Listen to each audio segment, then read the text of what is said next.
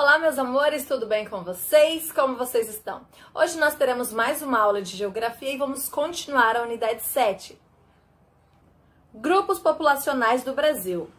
Nós iremos estudar a apostila da página 15 à página 20. Iremos ver sobre os principais povos do Brasil, como os africanos, os quilombolas e os imigrantes. Sobre os povos africanos, vocês se lembram quais as contribuições culturais que eles trouxeram para o Brasil? Nós já vimos em unidades anteriores que eles moravam no continente africano e eles foram forçados a virem para o Brasil na condição de escravos. Lembrando que no caminho eles sofriam péssimas condições de vida, principalmente nos navios. Eles passavam fome, tinham doenças, maus tratos, e é por isso que muitas vezes eles chegavam aqui no Brasil até sem vida. Lá na página 15, nós temos rota de escravizados trazido do continente africano ao Brasil no século XV ao século XVIII. Naquela parte rosa, nós temos todo o continente africano. E na parte amarela, nós temos o território brasileiro. E ali nós temos várias rotas de vários países do continente africano. Muitos saíram de Minas e foram pela rota do Guiné, parando em São Luís, em Belém. Muitos também saíram de Lagos, Calabar, e pegaram a rota da Mina. Muitos também pegaram a rota de Angola e a rota de Moçambique. Todos eles vinham, primeiro eles paravam no litoral do Brasil e depois se espalhavam para outras cidades brasileiras. Após vocês fazerem a leitura do mapa, nós temos a questão 3 e 4 da página 15. Os escravos foram trazidos ao Brasil de qual continente? De qual continente eles saíram? Na questão 4, observe a cidade de destino dos escravizados apresentado no mapa. Qual dela não está localizado no atual território brasileiro? E ali nós temos o território brasileiro, na parte amarela, e qual dessas cidades está fora deste território? Vocês irão procurá-la e colocá-la aqui na questão 4. Lá na página 16 nós temos a questão 5. Quais cidades brasileiras que possuem portos e recebiam os africanos?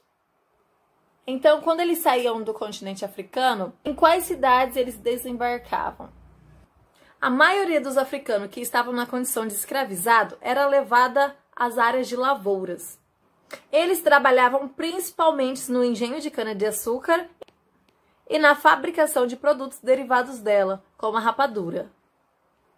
Geralmente, esses produtos tinham como destino países europeus. Eles também trabalhavam na mineração e nas atividades ligadas ao cultivo de café.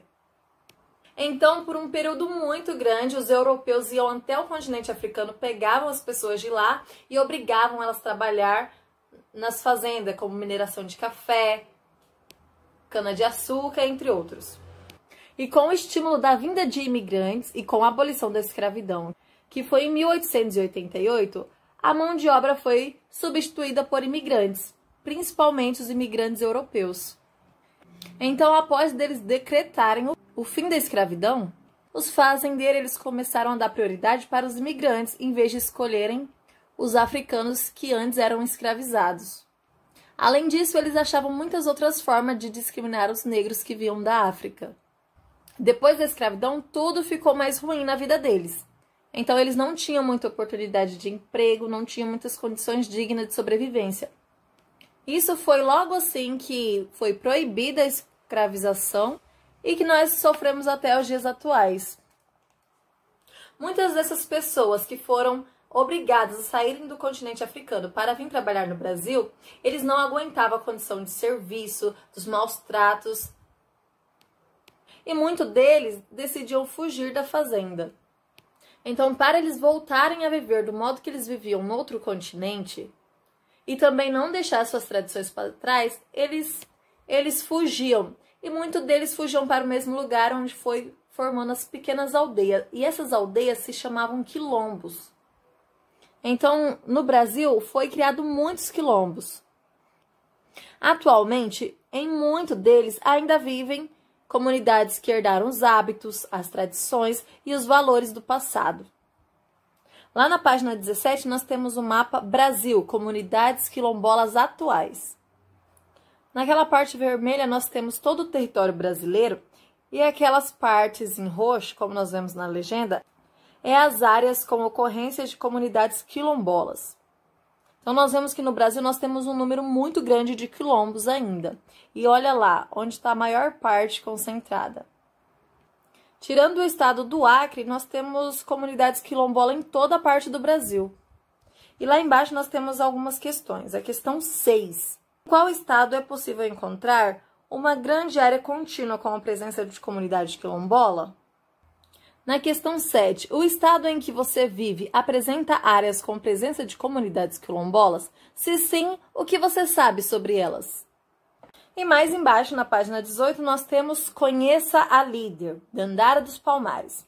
Dandara dos Palmares é uma das mulheres mais citadas quando nos referimos aos quilombos.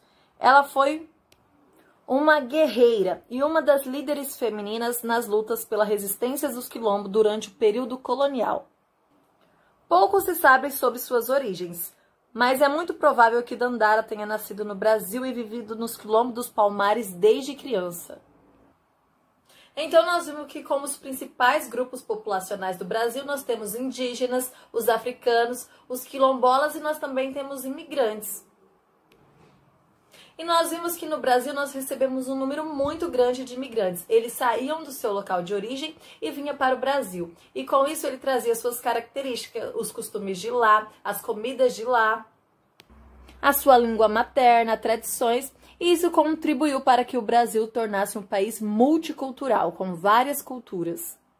Aqui na página 19 nós temos uma fotografia que é a hospedeira de imigrantes de São Paulo, aonde acolheu os imigrantes recém-chegados e os encaminhava aos postos de trabalho. Os imigrantes que chegavam ao Brasil no fim do século XIX e no início do século XX eram encaminhados às áreas mais internas do Brasil. Isso ocorria porque, nesse período, o interior ainda era pouco ocupado. E nessa área, tinha necessidade de atrair mais agricultores e artesãos, os quais foram direcionados às pequenas e grandes propriedades que produziam café. Muitos deles vinham de navios ou de trens e vinham chegando gente de várias partes do mundo. E na página 19 nós temos família e escola. Converse com a sua família para descobrir se algum integrante dela faz parte dos grupos de imigrantes que vieram para o Brasil no século XX. Durante esse diálogo, busque mais informações para descobrir com que trabalhava, como foi a adaptação ao novo país e em qual cidade ou estado eles ficaram. Ou estado se instalou.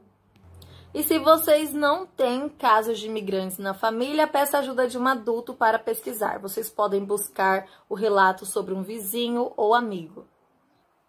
E na página 20 nós temos Brasil, área de produção de café no século XIX. E ali nós temos uma área com foco no sul e sudeste do país, que mostram as áreas de produção de café. Como nós podemos ver na legenda, esta parte marrom é onde tinha café. Essas linhas um pouco mais escuras com os traços é uma estrada de ferro, que é as ferrovias por onde passavam os trens. E ali os pontos vermelhos são as principais cidades no período e nós temos os limites das unidades federativas. Após observarem o mapa, vamos responder a questão 8, 9 e 10. De acordo com o mapa, em quais estados havia cultivo de café no Brasil? Com a ajuda da legenda, vocês irão olhar no mapa quais estados brasileiros que cultivavam o café. Na questão 9, qual é a via de transporte representada no mapa? E na 10, por qual recurso vocês descobriram o trajeto dessa via de transporte? Pelo que está sendo representada? Então, com a produção de café, o Brasil foi tendo novas indústrias e isso atraía as pessoas de outros países a chegarem no Brasil.